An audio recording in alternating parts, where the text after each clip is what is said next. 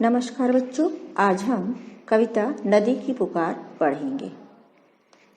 इसके रचयिता श्री सुरेश चंद्र मिश्र हैं। नदी की पुकार, जैसा कि आपको नाम से ही समझ में आ रहा है, यहाँ पुकार शब्द का अर्थ है आत्मरक्षा हेतु फरियाद करना। इस कविता में नदी का मानवीकरण किया गया है। इसमें नदी ने अपने द्वारा किए गए कार्यों का उल्लेख किया है, पर वह मनुष्य के व्यवहार से दुखी है और मनुष्य से अपने अस्तित्व को बचाने की बात कर रही है। कविता देखिए। सबको जीवन देने वाली करती सदा भलाई रे, कल कल करती नदियाँ कहती मुझे बचा लो भाई रे। जीवन यानी प्राण देना, और जीवन का विलोम मृत्यु होता है। वन में जीव उपसर्ग लगा है तो जीवन बन रहा है, और इसी के साथ जीवन में जब ई प्रत्यय लगाते हैं तो जीवनी बनता है। हमेशा का अर्थ होता है सदा।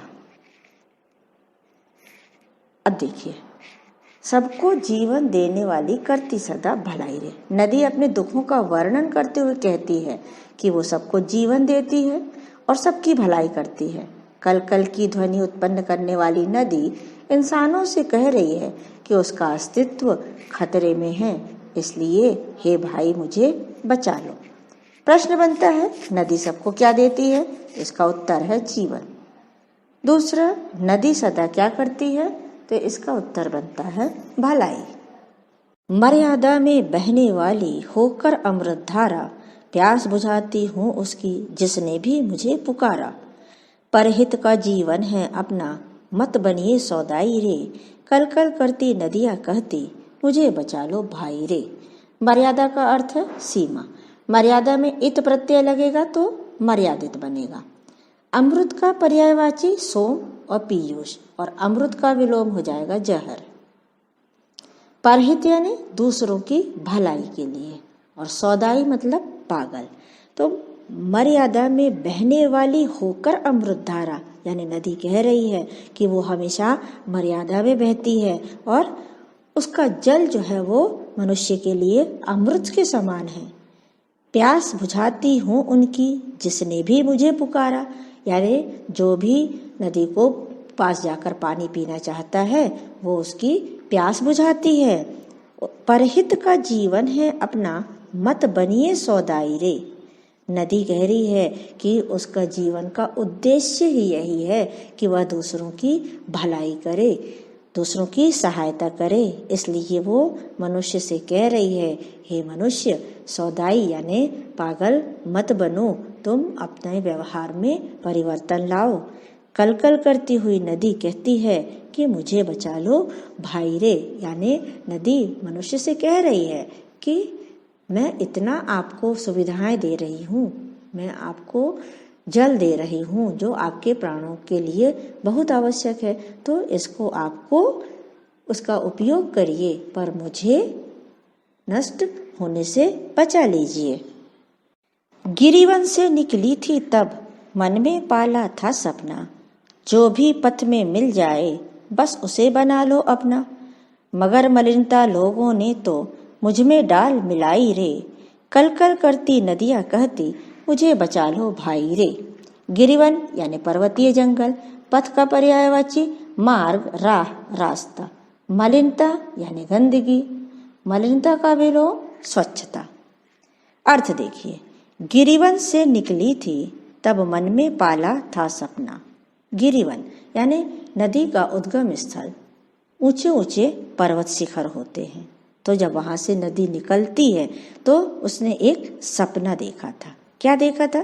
जो भी पथ में मिल जाए बस उसे बना लो अपना, यानी रास्ते में जो भी मिलेगा उसको वो अपना बनाएगी। कैसे?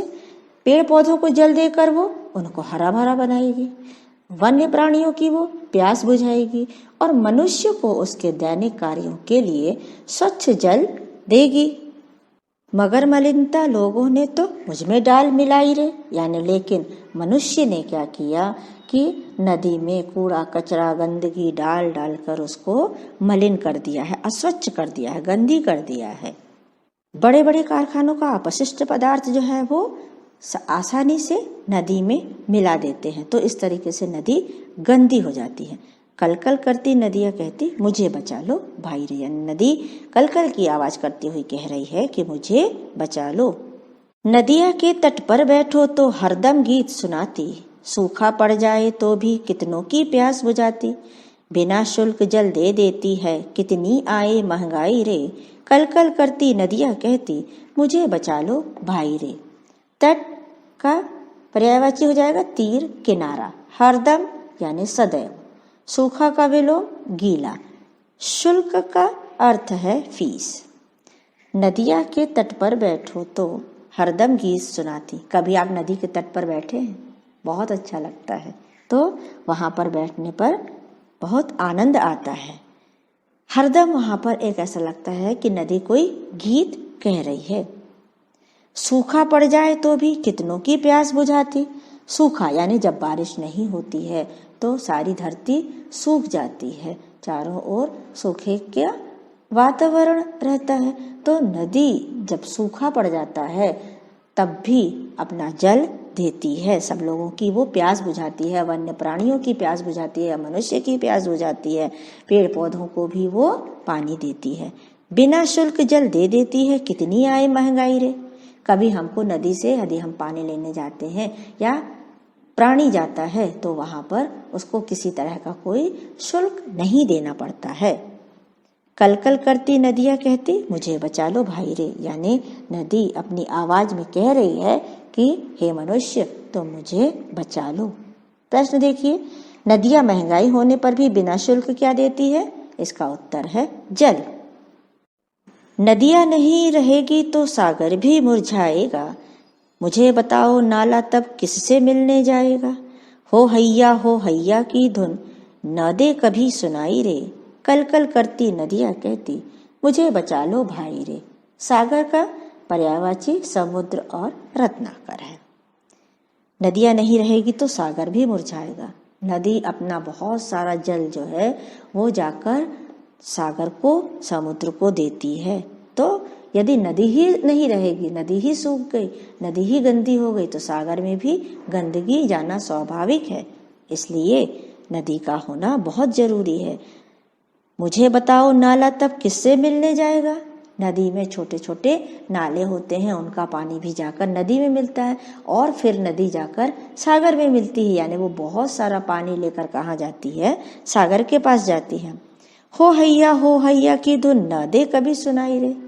समुद्र में जब नाविक लोग जाते हैं तो समुद्र के लहरों के साथ ही वो एक हो हैया की धुन चालू करते हैं, जो सुनने में भी अच्छी लगती है। तो यदि पानी ही नहीं रहेगा नदी में, सागर में पानी ही नहीं पहुंचाएगी, तो नाविक भी वहां पर जाकर कभी हो हैया की धुन सुनाई नहीं देगी। इसलिए नदी मनुष्य से कह रही है कि मनुष्य तो मुझे बचा लो। झरना बनकर मैंने नैनों को बांटी खुशहाली, सरिता बनकर खेतों में फैलाई हरियाली, खारे सागर में मिलकर के मैंने दिया मिठाई रे, कल कल करती नदियाँ कहती मुझे बचा लो भाई रे। नैनों यानी आँखों, सरिता का पर्यायवाची नदी तटिनी, खारा का विलोम मीठा। नदी यहाँ पर क्या कह रही है? छोटे छोटे झरने के रूप में वो दूसरे लोगों को खुशहाली बांट रही है, यानी कि जब झरने को हम देखने जाते हैं तो वहाँ पर चारों ओर हमको खुशहाली दिखाई देती, खुशियाँ दिखाई देती हैं। सरिता बनकर खेतों में फैलाई हरियाली, यानी नदी जब खेतों के पास से निकलती है तो वहाँ के जो किसान रहते हैं वो अपने खेतों की सिंचाई करते हैं, यानी वहाँ पर वो अपने अनाज का उत्पादन करते हैं। तो वहाँ पर भी क्या हो जाती है? नदी के किनारे जितने खेत रहते हैं चारों ओर हरियाली ही रहती है। खारे सागर में मिलकर के मैंने दिया मिठाई रे। नदी जो है वो खारा सागर, यानी कि सागर का पानी नमकीन होता है लेकिन नदी का पानी मीठा होता है। तो वो क्या करती है? अपने साथ ढेर सारा पानी जो है वो लेकर जाती है और समुद्र में देकर वो सोचती है कि ये जो समुद्र में खारापन है, मैं यदि इसमें अपना मीठा पानी मिलाऊंगी तो वो मीठा पानी हो जाएगा। कल कल करती नदियाँ कहती मुझे बचा लो भाई रे। नदी यहाँ पर मनुष्य से कह रही है कि तुम मुझे बचा लो, यदि मेरा अस्तित्व रहेगा तभी तुम्हारा भी अस्तित्व है। यहाँ प्रश्न क्या बनता है, नदियाँ क्या बनकर नैनों को खुशहाली बांटती है? उत्तर है झरना। दूसरा प्रश्न, नदियाँ किससे मिलने जाती है? उत्तर है सागर। तो इस कविता से हमने क्या सीखा कि हमें नदी की स्वच्छता का ध्यान रखना चाहिए, कभी भी उसे गंदा नहीं करना चाहिए और दूसरे लोगों को भी समझाना चाहिए। यही हमारा नैतिक कर्तव्य है।